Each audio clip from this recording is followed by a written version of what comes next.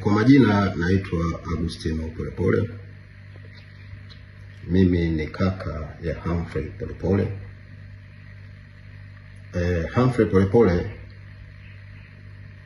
ambaye majukumu yake ya mwisho alikuwa balozi wa Cuba, ametekwa usiku huu wa kuamkia leo na ndugu mmoja anatambulika kwa jina la Mafwele.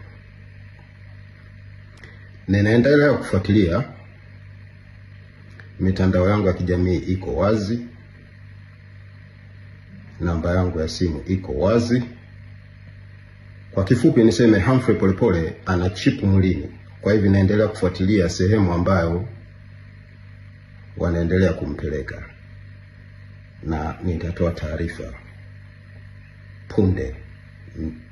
Maana yake wanamhamisha kutoka sehemu moja kwenda nyingine. Nitatoa taarifa.